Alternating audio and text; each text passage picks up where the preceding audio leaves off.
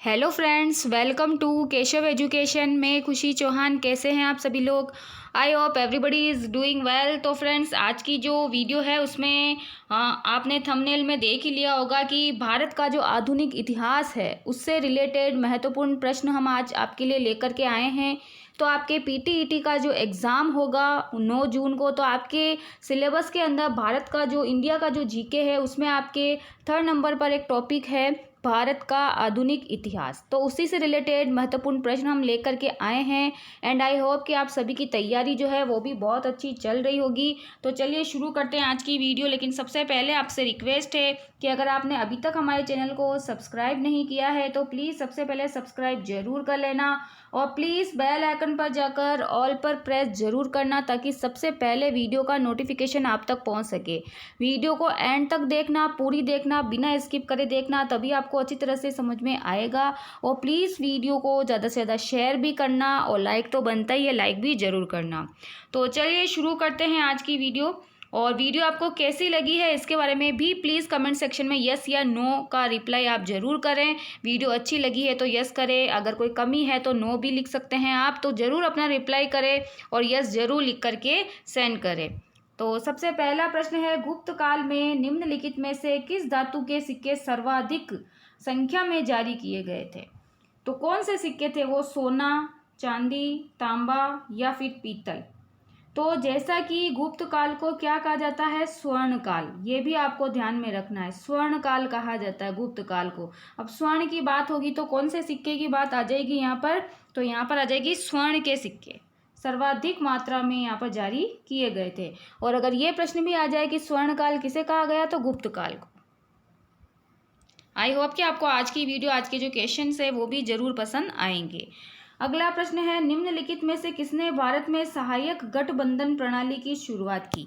और सहायक गठबंधन की जगह आपको सहायक जो है इसमें सहायक संधि भी लिखा हुआ आ सकता है। सहायक संधि की शुरुआत किसने की, ये भी लिखा हुआ आ सकता है। सहायक गठबंधन या सहायक संधि। तो Lord Clive, Lord Wellesley, Lord Cunningham या फिर लॉर्ड कैनिंग।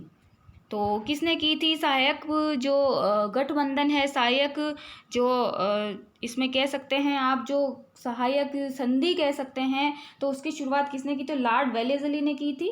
लॉर्ड वेलेस्ली भी लिखा हुआ आता है कहीं, तो वेलेस्ली भी लिखा हुआ आता है, तो दोनों सेम है। तो ये यहाँ पर इसका करेक्ट आंसर है। अगला प्रश्न, आपको इनमें से प्रश्न देखने को जरूर मिलेंगे। आप कंटिन्यू हमारे चैनल से अपडेट रहें, कंटिन्यू आप अपनी तैयारी करते रहें, तो आप जो है ज़्यादा से ज़्यादा स्कोर कर पाएंगे। अगला प्रश्न है, भारतीय राष्ट्रीय कांग्रेस के गठन के समय भारत का गवर्नर जनरल कौन था? ठीक है, Lord Chelmsford, Lord Dalhousie, Lord Dufferin या फिर इनमें से कोई नहीं। तो यहाँ पर हमारा करेक्ट आंसर क्या होगा कि जब भारतीय राष्ट्रीय कांग्रेस का गठन हुआ था तब जो भारत का गवर्नर जनरल था वो कौन था? Lord Dufferin. ठीक है, तो ये यहाँ पर इसका करेक्ट आंसर है। अगला प्रश्न देखते हैं, दीवान मणिराम दत्त निम्नलिखित में से किस क्षेत्र के 1800 स्तंभ के क्रांतिकारियों के नेता थे? तो किसके नेता थे, कहाँ के नेता थे दीवान मणिराम दत्त? गुजरात, राजपूताना, पंजाब या फिर असम? तो ये कहाँ के नेता थे? तो ये नेता थे असम के। ठीक है, तो ये यहाँ पर हमारा करेक्ट आंसर होगा। अगला प्रश्न देखते हैं, नील दर्पण पुस्तक किसने लिखी थी? ठीक है, तो ये मोस्ट इम्पोर्टेंट क्वेश्चन है। बंकिम चंद्र चटर्जी, रविन्द्रनाथ टैगोर, दीनबंधु मित्र या फिर उपयुक्त में से कोई नहीं? तो जो नील दर्पण पुस्तक है ये किसने लिखी थी? दीनबंधु मित्र ने। और ये प्रश्न कई बार पूछा जा चुका है और ऐसे ही प्रश्न आपसे पूछे जाएंगे।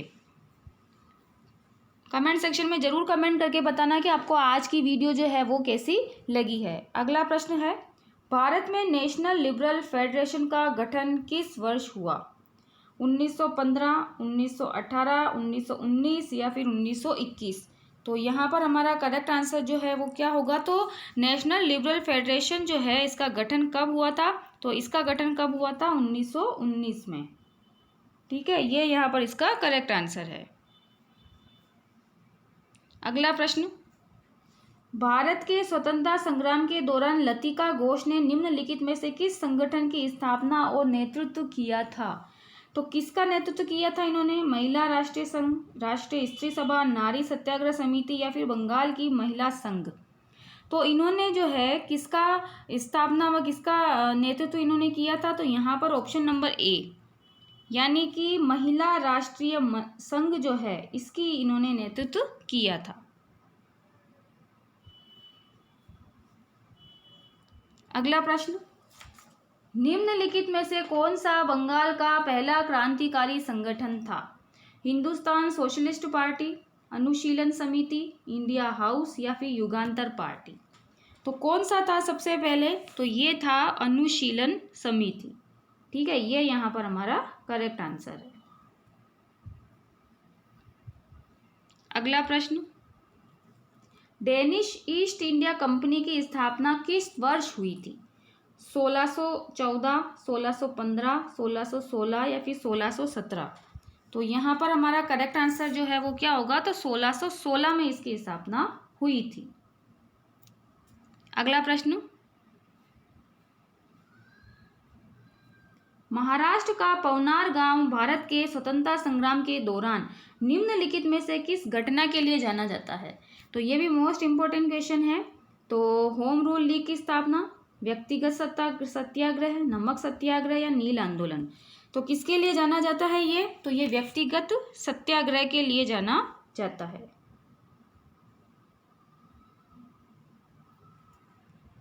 अगला प्रश्न देखते हैं। और अगर आपने अभी तक हमारे चैनल को सब्सक्राइब नहीं किया है तो प्लीज़ सबसे पहले सब्सक्राइब जरूर कर लेना और बेल आइकन पर जाकर जरूर प्रेस करना ताकि सबसे पहले वीडियो का नोटिफिकेशन आप तक पहुंच सके। ठीक है, अब अगला प्रश्न हम देखते हैं। अगला प्रश्न क्वेश्चन नंबर 11 है, ये वेदों की ओर लौटो। ये मोस्ट इम्पोर्टेंट क्वेश्चन है कि वेदों की ओर लौटो का नारा किसने दिया था?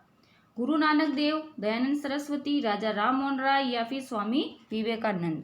तो वेदों की ओर लौटो जो है ये नारा किसने दिया था? तो ये नारा दिया था स्वामी दयानंद सरस्वती ने।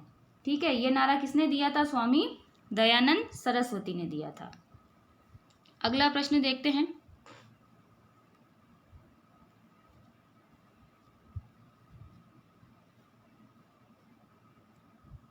निम्नलिखित में से कौन सी घटना जलियांवाला बाग हत्याकांड से ठीक पहले हुई थी? तो ये भी मोस्ट इम्पोर्टेंट क्वेश्चन है। रोलेट एक्ट का अधिनियम, सांप्रदायिक पुरस्कार, साइमन कमीशन का आगमन या फिर भारत छोड़ो आंदोलन। तो कौन सी घटना है इनमें से जो सबसे जलियांवाला बाग हत्याकांड से ठीक पहले हुई थी? तो ठीक पहले कौन सी घटना हुई थी? रोलेट एक्ट अधिनियम। ठीक है, रोलेट एक्ट अधिनियम। और आपको कमेंट सेक्शन में ये बताना है कि रोलेट एक्ट जो है वो कब, कौन से सन की बात है? रोलेट एक्ट कब पास हुआ था, कौन से सन में हुआ था? इसका आंसर आपको कमेंट सेक्शन के अंदर देना है। अगला प्रश्न, जब एटली ने भारत की स्वतंत्रता की घोषणा की तब वायसराय कौन था? Lord Wavell, Lord Mountbatten, Lord William Bentinck या फिर लॉर्ड कॉर्नवालिस। तो कौन था? तो यहाँ पर जो है सही जवाब हमारा होगा, उस समय वायसराय कौन था जब भारत आज़ाद हुआ था? तो उस समय जो वायसराय था वो था Lord Mountbatten. Most important question है ये पूछा जा सकता है आपसे। अगला प्रश्न, निम्नलिखित में से किस वर्ष भारत की राजधानी कलकत्ता से दिल्ली स्थानांतरित की गई? ये भी मोस्ट इम्पोर्टेंट क्वेश्चन है। कब की गई? 1905, 1911, 1912 या फिर 1916। तो यहाँ हमारा करेक्ट आंसर क्या होगा? तो 1911 में जो दिल्ली दरबार भी लगा था। 1911 में दिल्ली जो राजधानी जो है कलकत्ता से दिल्ली स्थानांतरित की गई थी।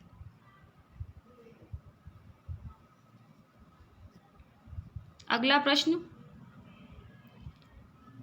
हुगली बंगाल में अंग्रेजों ने कब कारखाना स्थापित किया था? 1585, 1600, 1651 या फिर 1667। तो कब किया था?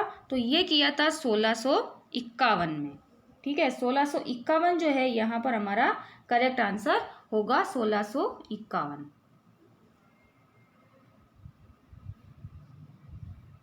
अगला प्रश्न, लॉर्ड हेस्टिंग्स के समय बंगाल किराएदारी अधिनियम किस वर्ष पारित किया गया था? 1819 में, 1822 में, 1825 में या फिर 1831 में।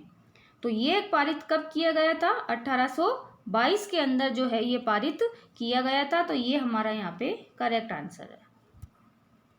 अगला प्रश्न देखते हैं। किस वर्ष लॉर्ड हार्डिंग प्रथम ने घोषणा की कि सार्वजनिक सेवाओं में सभी नियुक्तियां उन लोगों को दी जाएगी जिन्हें अंग्रेजी शिक्षा का ज्ञान होगा? ये भी मोस्ट इंपॉर्टेंट क्वेश्चन है। कब की बात है ये? 1844, 1845, 1848 या फिर 1850? तो यहाँ पर हमारा सही जवाब जो है वो क्या होगा? ऑप्शन नंबर ए, 1844 में। ठीक है, तो ये हमारा यहाँ पर बिल्कुल सही जवाब है, 1844। अगला प्रश्न,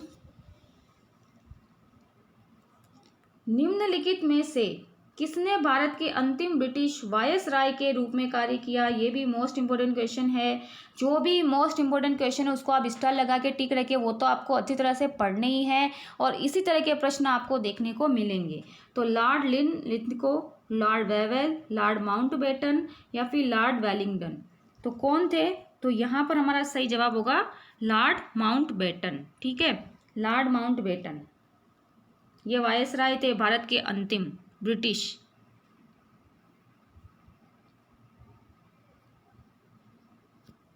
अगला प्रश्न देखते हैं।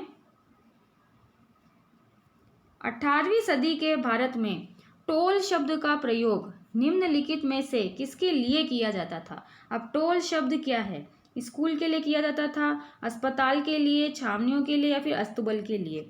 तो किसके लिए यूज में लिया जाता था ये? तो ये यूज में किसके लिए लिया जाता था? स्कूल के लिए, टोल शब्द। अगला प्रश्न, निम्नलिखित में से किसके आदेश पर 1771 में निहत्थे सन्यासियों की हत्या की गई थी? Warren Hastings, Lord Dalhousie, Lord William Bentinck या फिर लॉर्ड कर्जन? तो किसके आदेश पर की गई थी ये? तो वॉरेन हेस्टिंग्स जो था उसके आदेश पर 1771 में निहत्थे सन्यासियों की क्या कर दी गई थी? हत्या कर दी गई थी। अगला प्रश्न, 1928 में हिंदुस्तान सोशलिस्ट रिपब्लिकन एसोसिएशन की स्थापना निम्नलिखित में से किस स्थान पर की गई थी? यह भी मोस्ट इंपोर्टेंट क्वेश्चन है। कानपुर में, दिल्ली में, इलाहाबाद में या फिर लाहौर में? तो कहाँ की गई थी इसकी स्थापना? तो इसकी स्थापना कहाँ की गई थी? दिल्ली के अंदर। ठीक है, दिल्ली के अंदर इसकी स्थापना की गई थी। अगला प्रश्न देखते हैं। 1869 के राजपूताना अकाल ने निम्नलिखित में से किस क्षेत्र को प्रभावित किया था?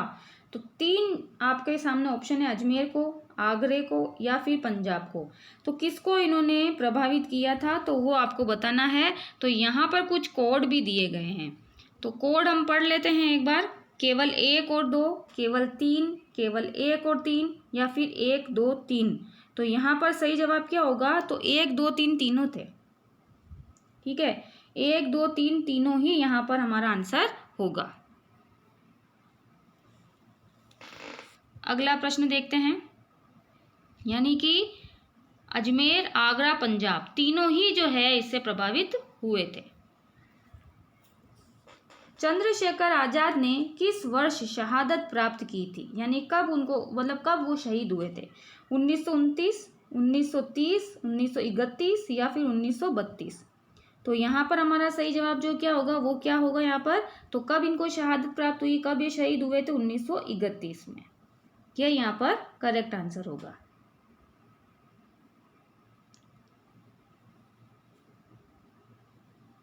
अगला प्रश्न है, माउंटबेटन द्वारा विभाजन योजना की घोषणा किस तिथि को की गई थी? यह भी मोस्ट इंपोर्टेंट क्वेश्चन है।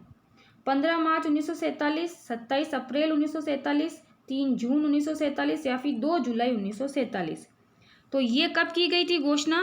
तो ये घोषणा कब की गई थी? 3 जून 1947 को। ठीक है, ये यहाँ पर करेक्ट आंसर है। अगला प्रश्न है,